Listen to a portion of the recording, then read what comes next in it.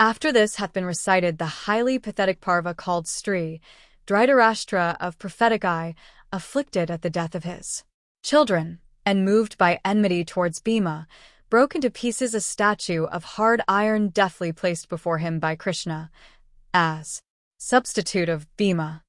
Then Vidura, removing the distressed Dhritarashtra's affection for worldly things by reasons pointing to final release, consoled that wise monarch. Then hath been described the wending of the distressed Dhritarashtra, accompanied by the ladies of his house to the field of battle of the Kauravas. Here follow the pathetic wailings of the wives of the slain heroes. Then the wrath of Gandhari and Dhritarashtra and their loss of consciousness. Then the Kshatriya ladies saw those heroes, their unreturning sons, brothers, and fathers, lying dead on the field. Then the pacification by Krishna of the wrath of Gandhari distressed at the death of her sons and grandsons. Then the cremation of the bodies of the deceased Rajas with due rites by that monarch, Yudhishthira, of great wisdom and the foremost also of all virtuous men. Then, upon the presentation of water of the manes of the deceased princes having commenced, the story of Kunti's acknowledgment of Karna as her son born in secret. Those have all been described by the great Rishi Vyasa in the highly pathetic 11th Parva. Its perusal moveth every feeling heart with sorrow, and even draweth tears from the eyes. The number of sections composed is 27. The number of shlokas is 775.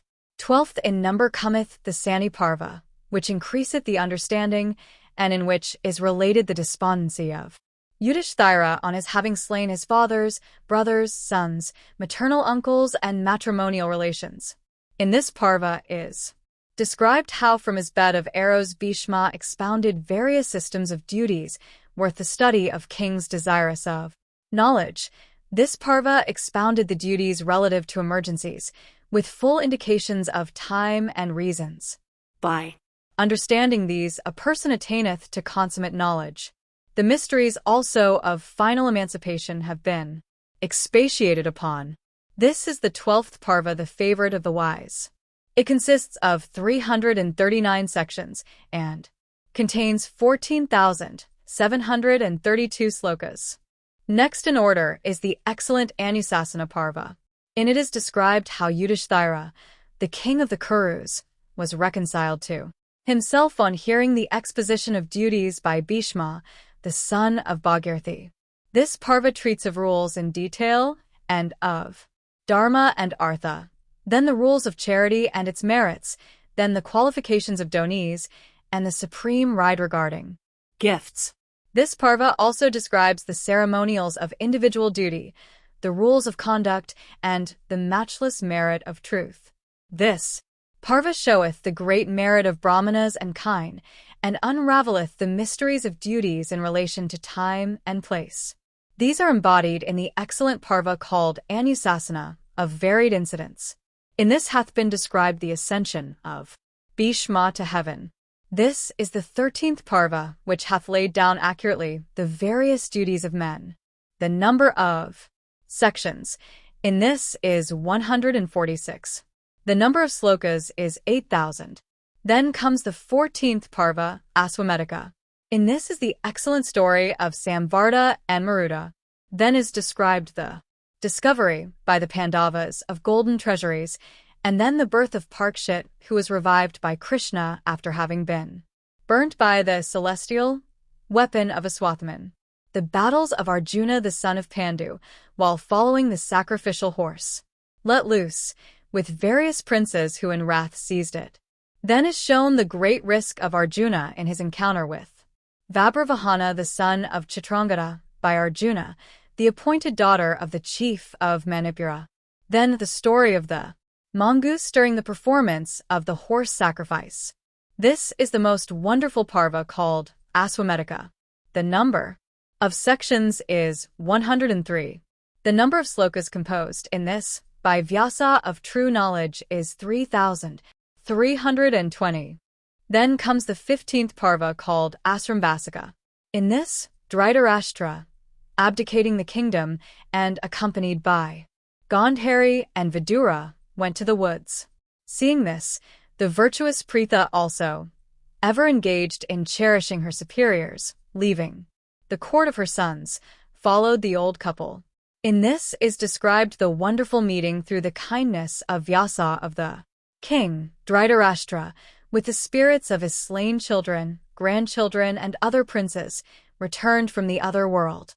Then, the monarch abandoning his sorrows acquired with his wife the highest fruit of his meritorious actions.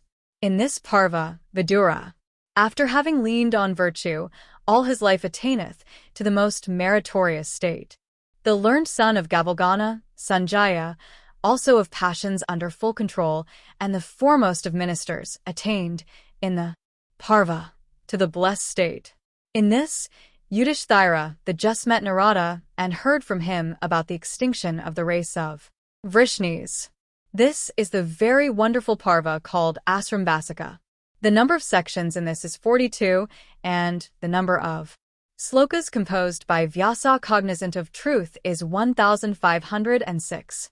After this, comes the mashallah of painful incidents.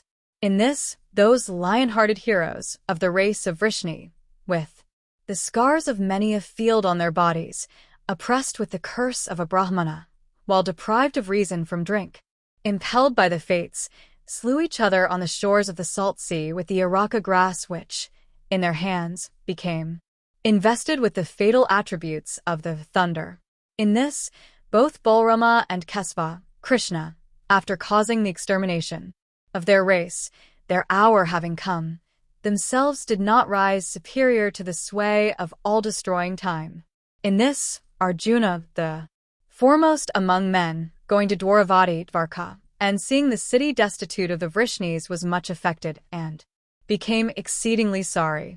Then, after the funeral of his maternal uncle Vasudeva, the foremost among the Yadus, Vrishnis, he saw the heroes of the Yadu race lying stretched in death on the spot where they had been drinking.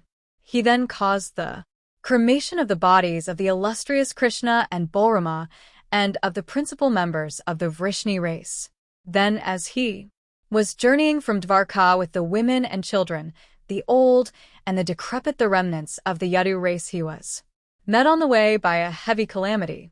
He witnessed also the disgrace of his bow Gandiva and the unpropitiousness of his celestial weapons. Seeing all this, Arjuna became despondent and, pursuant to Vyasa's advice, went to Yudhishthira and solicited permission to adopt the sannyasa mode of life. This is the 16th Parva called Mashallah. The number of sections is 8, and the number of shlokas composed by Vyasa cognizant of truth is 320. The next is Mahaprasthanika, the 17th Parva.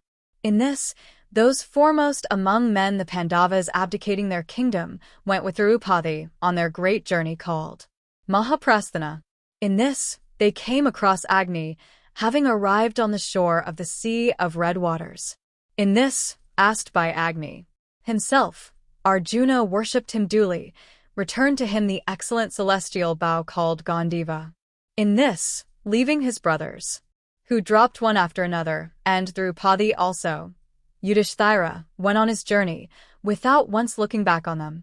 This, the 17th Parva, is called Mahaprasthanika. The number of sections in this is 3.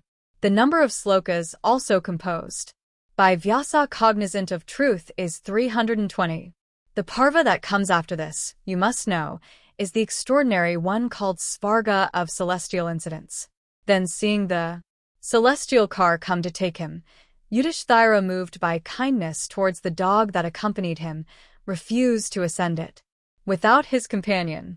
Observing the illustrious Yudhishthira's steady adherence to virtue, Dharma, the god of justice, abandoning his canine form, showed himself to the king. Then Yudhishthira, ascending to heaven, felt much pain. The celestial messengers showed him hell by an act of deception. Then Yudhishthira, the soul of justice, heard the heart-rending lamentations of his brothers abiding in that region under the discipline of Yama. Then Dharma and Indra showed Yudhishthira the region appointed for sinners. Then Yudhishthira, after leaving the human body by a plunge in the celestial Ganges, attained to that region which his acts merited, and began to live in joy respected by Indra and all other gods. This is the 18th Parva as narrated by the illustrious Vyasa. The number of shlokas composed o ascetics by the great rishi in this is 209. The above are the contents of the 18 Parvas. In the appendix, Kita, are the Harivansa and the Vivishya. The number of shlokas contained in the Harivansa is 12,000. These are the contents of the section called Parvasangraha. Saudi continued, 18 Akshahinis of troops came together for battle. The encounter that ensued was terrible and lasted for 18 days. He who knows the 4 Vedas with all the Angas and Upanishads, but does not know this history, Bharata, cannot be regarded as wise. Vyasa of immeasurable intelligence has spoken of the Mahabharata as a treatise on Artha, on Dharma, and on Kama. Those who have listened to his history can never bear to listen to others, as, indeed, they who have listened to the sweet voice of the male kokala can never hear the dissonance of the crow's cawing. As the formation of the 3 worlds proceedeth from the 5 elements, so do the inspirations of all poets proceed from this excellent composition. O ye Brahman, as the 4 kinds of creatures viviparous, oviparous, born of hot moisture and vegetables, are dependent on space for their existence, so the Puranas depend upon this history. As all the senses depend for their exercise upon the various modifications of the mind, so do all acts, ceremonials, and moral qualities depend upon this treatise. There is not a story current in the world but doth depend on this history, even as body, upon the food it taketh. All poets cherish the Bharata, even as servants desirous of preferment always attend upon masters of good lineage. Even as the blessed domestic ashrama can never be surpassed by the 3 other ashramas, modes of life, so no poets can surpass this poem. Ye ascetics, shake off all inaction. Let your hearts be fixed on virtue, for virtue is the one only friend of him that has gone to the other world. Even the most intelligent by cherishing wealth and wives can never make these their own, nor are these possessions lasting. The Bharata uttered by the lips of Dwapayana is without a parallel. It is virtue itself and sacred. It destroyeth sin and produceth good. He that listeneth to it while it is being recited hath no need of a bath in the sacred waters of Pushkara. A Brahmana, whatever sins he may commit during the day through his senses, is freed from them all by reading the Bharata in the evening. Whatever sins he may commit also in the night by deeds, words, or mind, he is freed from them all by reading Bharata in the first twilight morning. He that giveth 100 kine with horns mounted with gold to a Brahmana, well posted up in the Vedas and all branches of learning, and he that daily listeneth to the sacred narrations of the Bharata, acquireth equal merit. As the wide ocean is easily passable by men having ships, so is this extensive history of great excellence and deep import with the help of this chapter called Parva Sangraha. Thus endeth the section called Parva Sangraha of the Adi Parva of the blessed Mahabharata.